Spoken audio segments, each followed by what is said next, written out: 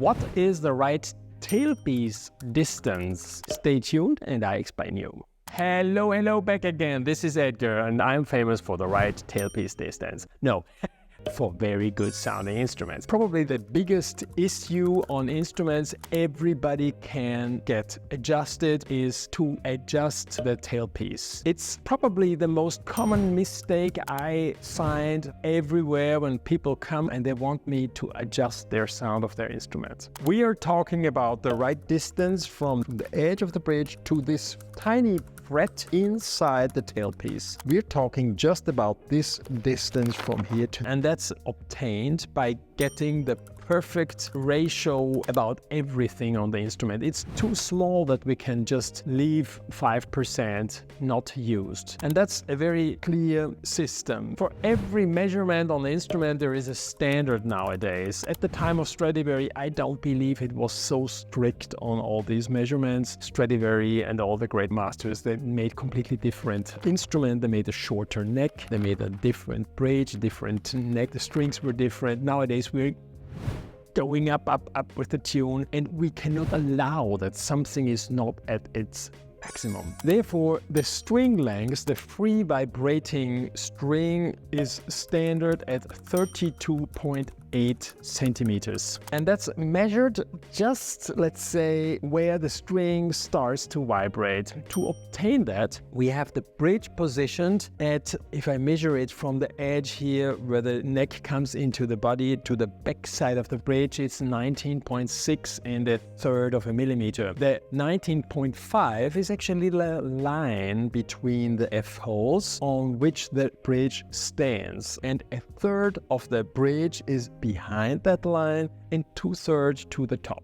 Cutting now the feet exactly 90 degrees, you automatically, if everything is made right and the neck is put it right, then you automatically come to 32.8. Believe me, these are measurements which just work perfect. If everything is perfect and the bridge stands a little bit inclined to the back side in order to divide this angle into equal parts, then at a certain point everything tuned up, then you have to measure from the back side of the bridge to this fret. And the distance here should be exactly 1/6 of 32.8. Now we calculate that together, and here math lecture, 32.8 divided by 6, and then comes out 54.666666. As you can see, you have a little bit of margin. You can make 55, and then it will go a little bit over the time that the tailpiece is a little bit elastic. It goes back. If it's a completely new tail gut, it will probably loosen up. So it's better to make it a little bit shorter in order to have this a little bit longer. And then it's moving, so you can make it like 56. And then you see, by the way,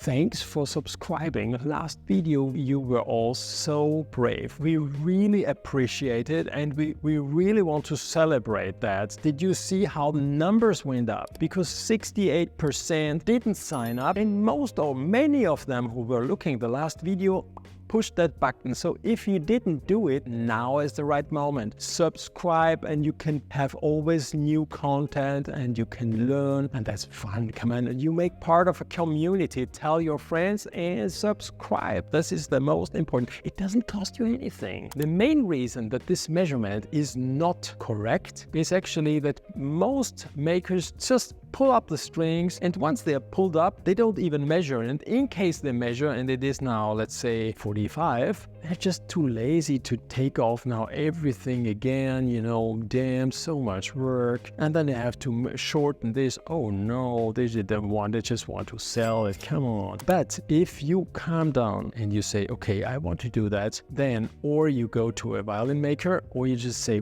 today is the day, and then you loosen down the strings, keep the violin like this without pushing here, otherwise the sound post will fall down. If you leave it like this, since the shape is like this, the sound post will rather stay in its position. You take it down before you measure, and then you just see, let's say it's 1 centimeter, let's say too long. Then you have to take down here on 2 centimeters. You have to make it shorter in order that it's moving 1 centimeter to the back. This is like opening up your violin. Now at a certain point then you put everything back. Very good idea actually before pulling down the strings is that you put some post-its. I usually put a long post-it like this and also on the sides in order to find exactly the same bridge position as before. Take down everything, make everything, and then you pull up slowly the strings again. Very likely your instrument will be open again and sounds finally very good, like this beautiful Guarnieri Isae, which I made.